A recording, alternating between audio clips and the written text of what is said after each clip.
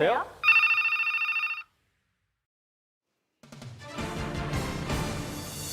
코스피가 외국인과 기관 투자자 매수세의 3,080선을 회복했습니다. 뉴욕 증시에서 주요 지수는 조 바이든 미국 대통령의 부양책 기대에도 혼조세로 마감했습니다. 지난달 전국 주택 매매와 전세가 상승폭이 모두 줄었습니다. 중장기적으로 시장이 안정될 거라는 전망이 확대된 데다가 급등 피로감이 겹친 것으로 부동산원은 분석했습니다. 만 75세 이상 일반인을 대상으로 한 백신 접종이 전국에서 시작됐습니다. 오늘부터는 백신을 맞고 이상 반응을 느낄 경우에는 총 이틀의 백신 휴가도 쓸 수 있습니다. 미국의 국제무역위원회 ITC가 LG에너지솔루션이 SK이노베이션을 상대로 제기한 배터리 특허권 침해 사건 예비 결정에서 이번에는 SK이노베이션에 손을 들어줬습니다. 사건의 본진인 배터리 영업비밀 침해 관련 협상에는 어떤 영향을 미칠지 관심이 쏠리고 있습니다. 이상 이 시각 주요 뉴스입니다.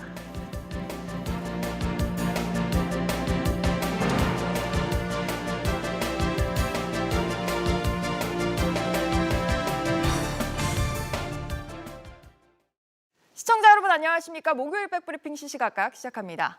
첫 소식 금융시장 소식으로 전해드립니다. 조 바이든 미국 대통령의 대규모 인프라 투자 계획 소식에 국내 투자 심리도 지금 살아난 모습입니다.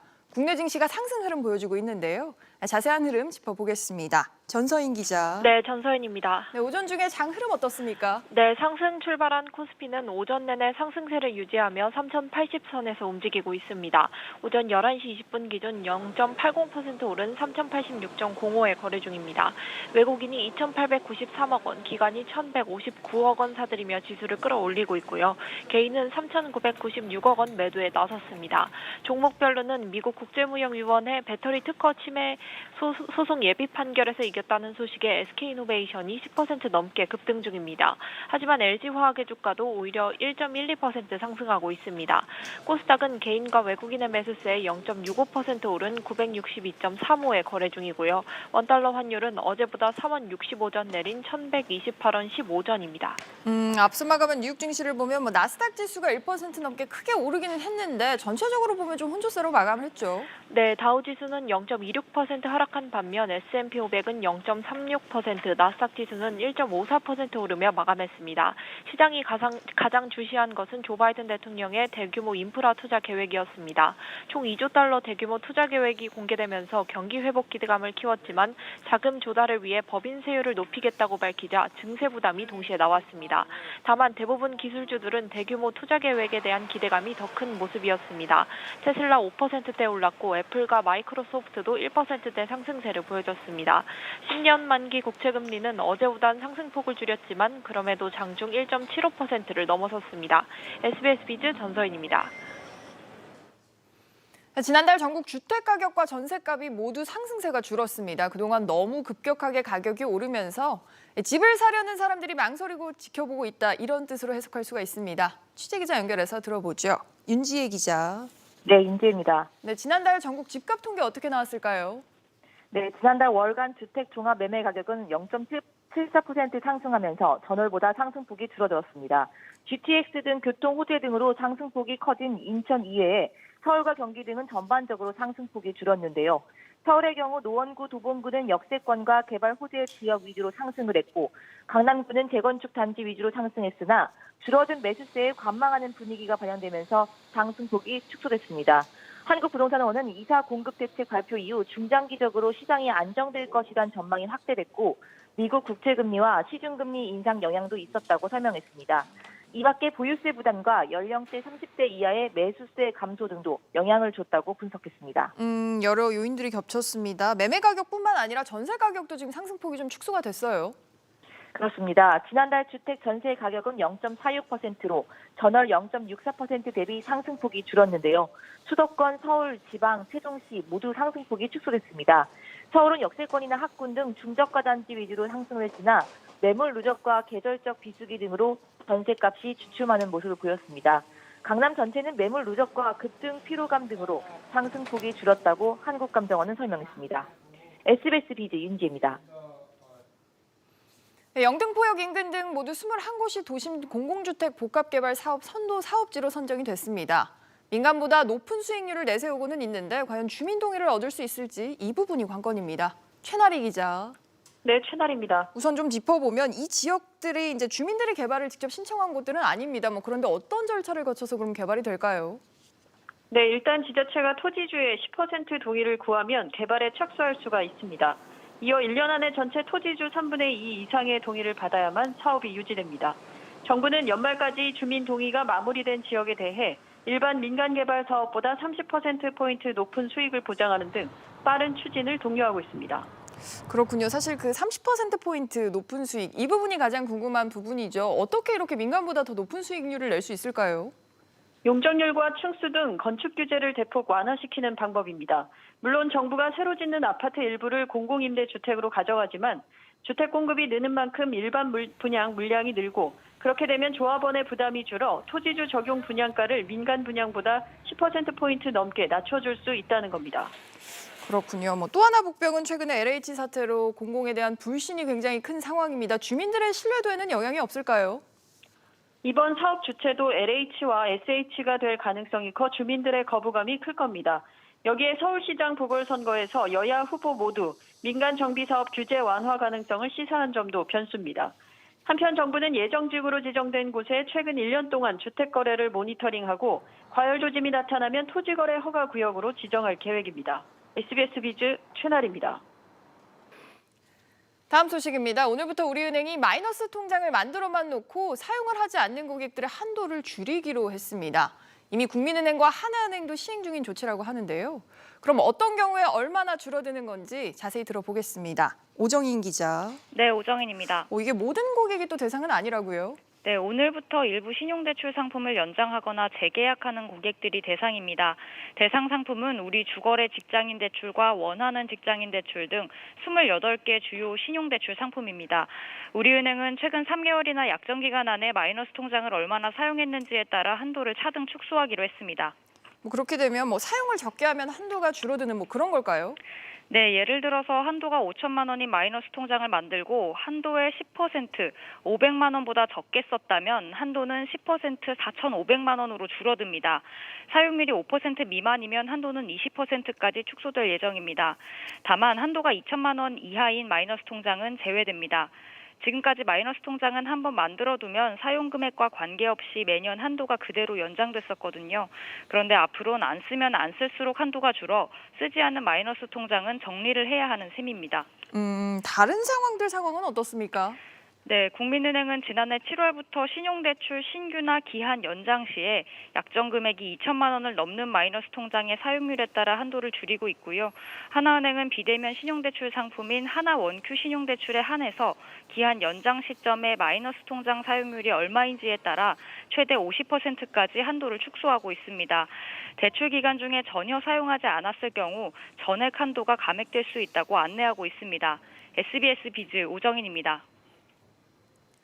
항공업계 소식도 알아보겠습니다. 대한항공이 아시아나항공을 인수한 뒤 바로 합병을 하지 않고 2년 정도 통합 준비 기간을 갖기로 했습니다. 그런데 소비자들 관심사는 과연 두 항공사가 합병을 하면 그동안 쌓아둔 마일리지, 이건 어떻게 될지 그 여부인데요. 이 소식도 취재기자 연결해서 들어보겠습니다. 박규준 기자. 네, 박규준입니다. 마일리지 통합 방식이 공개가 됐습니까? 네, 아직 확정되진 않았는데 어느 한쪽에 일방적으로 불리한 방식으로 정해지지 않을 걸로 보입니다.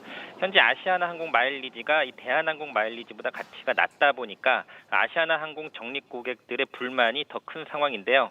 일부 카드사들은 대한항공의 경우 1,500원당 1마일리지를, 아시아나항공은 1,000원당 1마일리지를 적립해주고 있어서 대한항공 마일리지의 가치가 더 큽니다.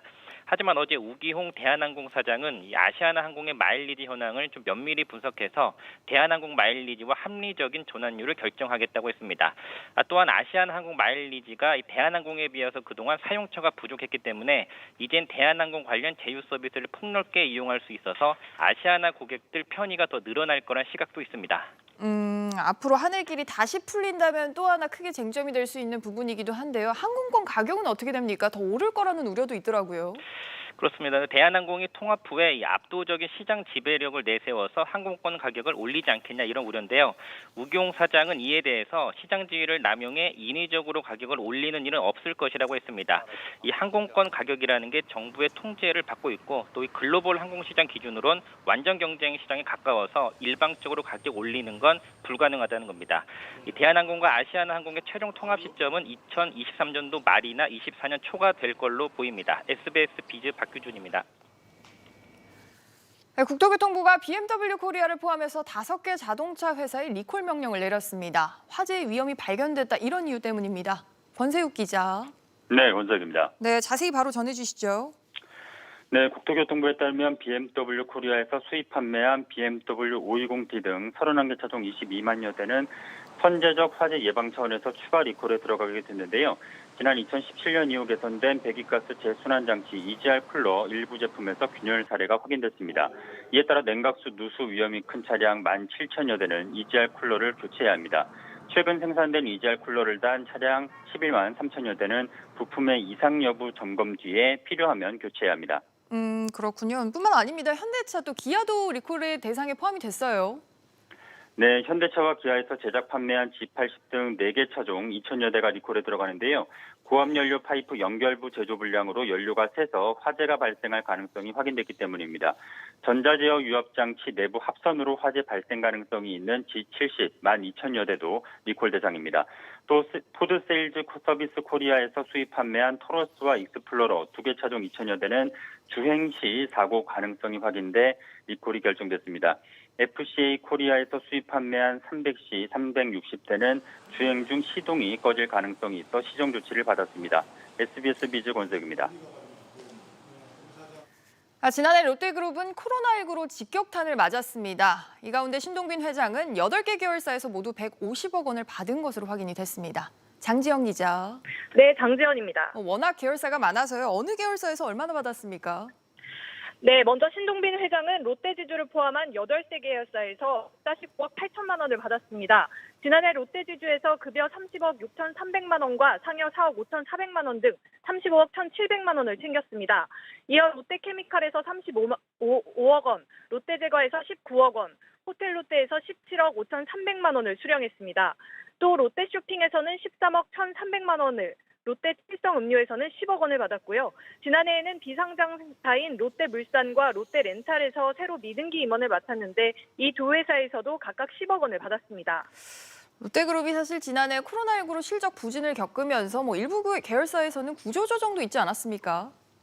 네, 롯데그룹은 그룹의 양대 축인 유통과 화학이 동반 부진했습니다. 롯데케미칼은 대상 공장 폭발 사고 등 악재가 겹치면서 지난해 영업이익이 3,569억 원으로 전년보다 68% 줄었습니다.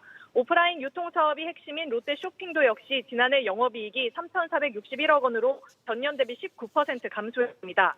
롯데마트의 경우 창사 이후 처음으로 전직급을 대상으로 희망퇴직을 실시하며 강도 높은 구조조정에 나서기도 했습니다. 이런 점을 감안해 신 회장이 받는 연봉도 전년 대비 17% 가까이 줄어든 것으로 파악됐습니다. SBS 비즈 장지연입니다.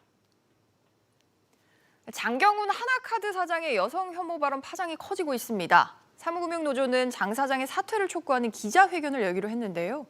구체적으로 어떤 내용인지 취재기자 연결해서 들어보겠습니다. 권준수 기자.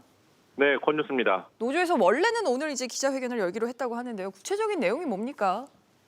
네, 사무금융노조의 하나카드 지부는 장경훈 사장의 사퇴를 촉구하는 기자회견을 오늘 개최할 예정이었는데요. 코로나19 상황으로 인해 월요일로 연기했습니다. 장 사장은 최근 언론 보도를 통해 내부 회의에서 여성 혐오 발언뿐만 아니라 직원들에게 욕설을 한 것으로 알려졌습니다. 구체적으로 장 사장은 소비자가 카드를 발급하는 것에 대해 룸살롱 여자가 아니라 와이프를 선택하는 일이라고 비유했다가 논란이 된 건데요. 이외에도 장 사장은 내부 회의에서 직원에게 욕설을 내뱉는 등 파문이 커지고 있습니다. 사무금융노조 입장 들어보시죠. 한 조직의 대표가 여성을 룸살롱 여자 그리고 와이프로 이분화해서 대상화하고 있는 이런 여성 혐오적인 태도를 보이고 있다는 점. 낮은 인권 감수성을 보유한 사람이 대표직을 계속 유지하는 게 하나카드에 정말 맞는 일이냐.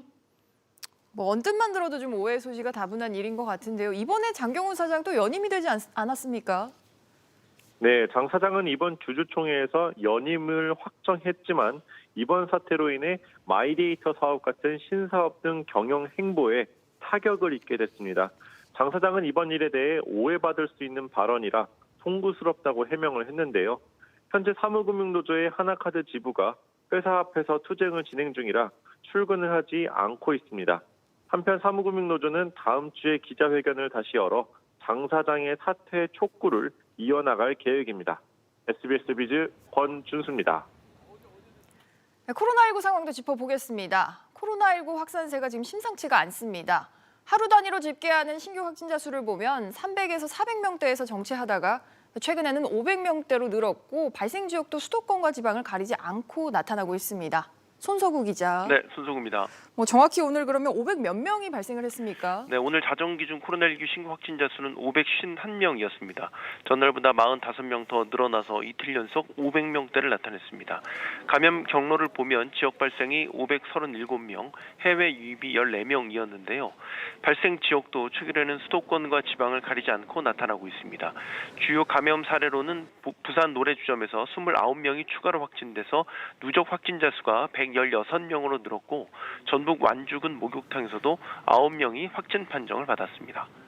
긴장을 늦출 수가 없네요. 이런 가운데 오늘부터는 75세 이상 또 어르신들을 대상으로 일반인에 대한 코로나19 백신 접종이 시작이 됐죠? 네, 그렇습니다. 오늘 오전 9시를 전후로 해서 전국 예방접종센터 46곳에서 만 75세 이상에 대한 백신 접종을 시작했습니다. 75세 이상은 1946년 12월 31일 이전 출생자로 총 350만 8,900여 명이 대상입니다. 이 가운데 현재까지 백신 접종에 동의한 175만 8,600여 명부터 순차적으로 백신을 맞게 됩니다.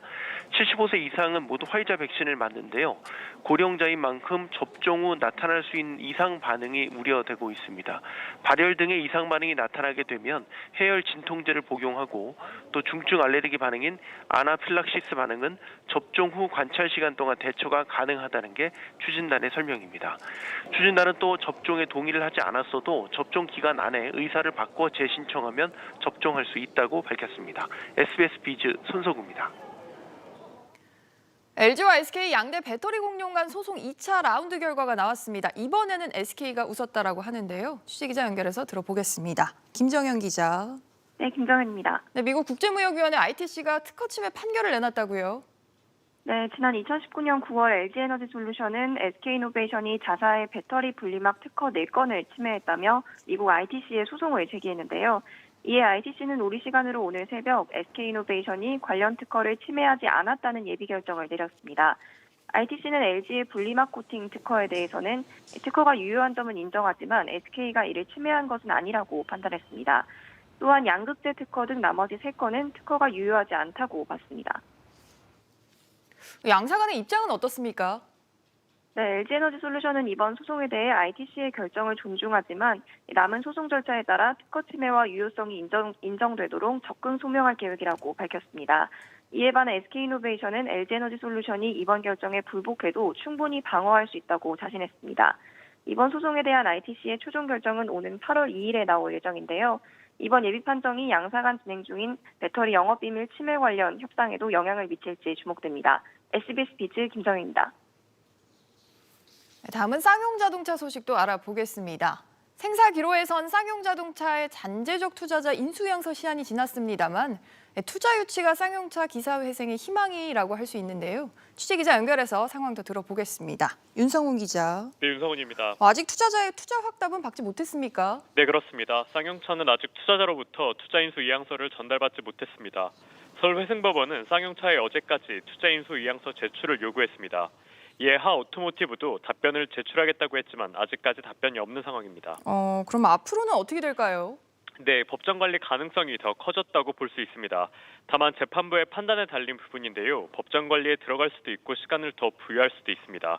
법원 관계자는 재판부가 쌍용차의 부채 상황을 확인하고 이에 관계자의 설명을 들은 뒤 결정을 내릴 것이라고 설명했습니다. 아직 확정은 아니지만 쌍용차의 속이 굉장히 탈 것 같은 상황입니다. 이렇게 투자자의 확답을 받지 못하는 이유가 뭡니까? 네, 잠재적 투자자 하오토모티브는 다른 재무적 투자자와 함께 투자에 나설 계획으로 알려졌는데요. 재무적 투자자들이 쌍용차의 재무구조 등의 우려를 나타내는 것으로 전해집니다.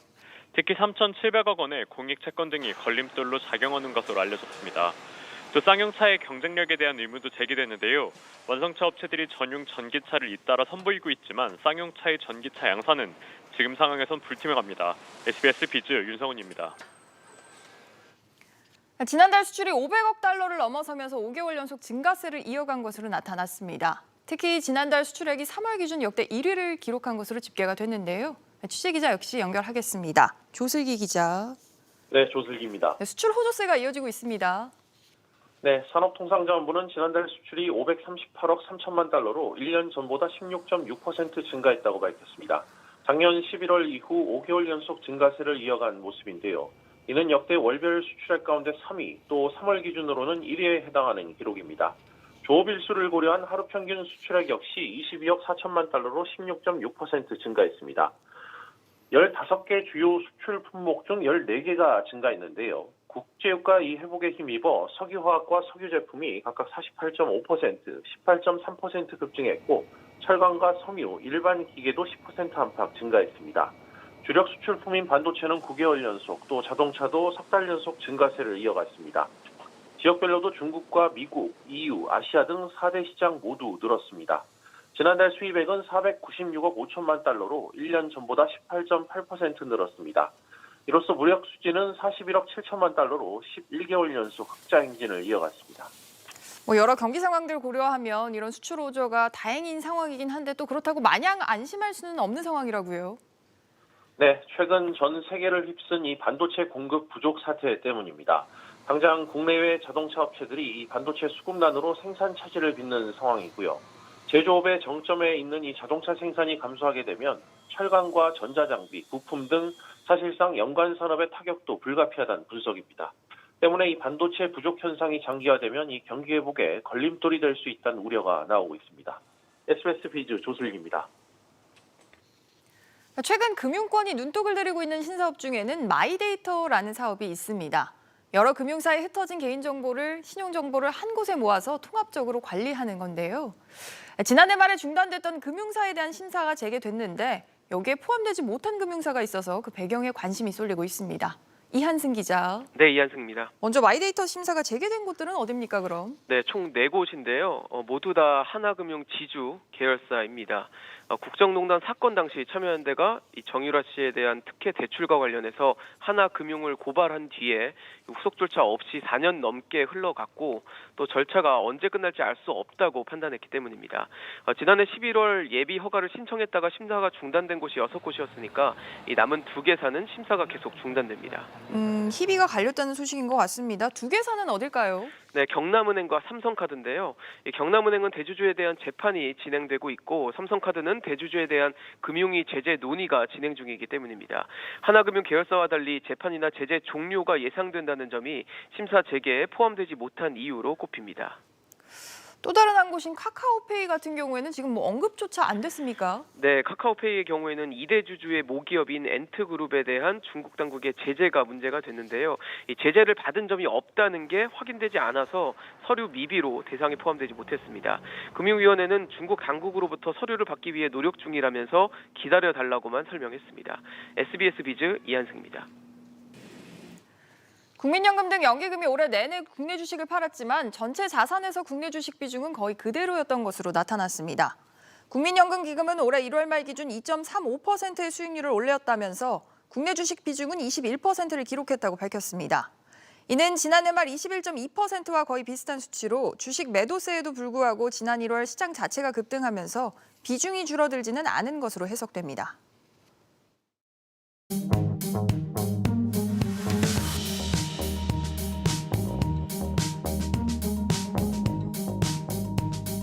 안녕하세요. K웨더 공기진흥센터에서 전해드리는 대기오염 예보입니다. 현재 미세먼지 실황을 살펴보면 충청 이남 곳곳으로 먼지 농도가 높게 나타나고 있는데요. 중북부 지방은 비교적 공기질이 깨끗한 모습입니다. 다음은 자세한 동별 예보입니다. 현재 서울은 미세먼지 농도 보통 수준을 보이며 공기가 깨끗한데요. 번일동과 수유 3동, 쌍문 1동은 먼지 농도가 가장 낮게 나타나고 있습니다. 오늘 낮 동안 구름이 차차 많아지겠고 서울의 낮 기온이 24도까지 오르며 매우 따뜻하겠습니다. 다만 남부지방과 충남을 중심으로 먼지 농도가 높게 나타나겠고요. 현재 동쪽 지방을 중심으로는 건조특보가 내려진 가운데 대기가 무척 건조합니다. 호흡기 관리와 함께 산불 등 각종 화재 예방에도 각별히 주의하시기 바랍니다. 오늘은 동해상에 위치한 고기압의 영향을 받으며 전국이 차차 구름 많아지겠고요. 제주도는 기압골의 영향을 받으며 산발적으로 빗방울이 떨어지다가 저녁 한때 약한 비가 내리겠습니다. 오늘 남부지방과 충남 지역은 잔류하는 먼지와 황사의 영향을 받겠습니다. 따라서 WHO 기준으로 남부지방과 충남, 제주도의 먼지 농도는 나쁨에서 한때 나쁨 단계를 보이겠고요. 환경부 기준으로 충남과 부산, 울산이 한때 나쁨 단계를 보이겠습니다. 당분간 공기질이 깨끗하겠지만 다음 주 화요일 중서부를 중심으로 먼지 농도가 짙어지기 시작해서 수요일에는 전국적으로 공기가 탁하겠습니다. 지금까지 대기오염 예보였습니다.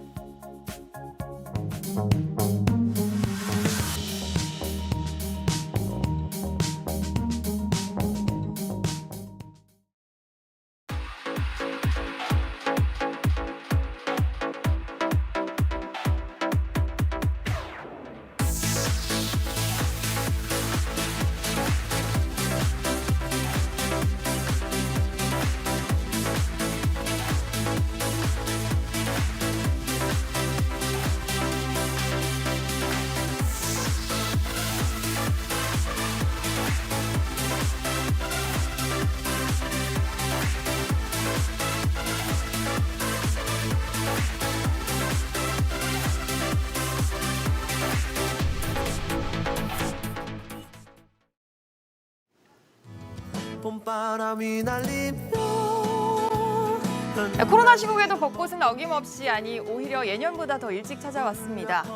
꽃은 이렇게나 흐드러지게 폈는데 코로나 방역에 가까이 다가갈 수가 없어서 4월 첫날인 오늘 지금 이 상황보다 더 큰 거짓말이 어딨냐 믿기 어렵다 하시는 분들 많으실 텐데요. 이렇게 온라인으로 벚꽃 투어, 랜선 투어 하시는 방법도 나름은 괜찮습니다. 여전히 아쉽긴 하지만 꽃보다 아름다운 주변 사람들 모두 지키기 위한 조치니까 봄나들이는 조금만 참아주시는 게 좋겠습니다. 뉴스 마칩니다. 저희는 내일 이 시간에 다시 찾아뵙겠습니다.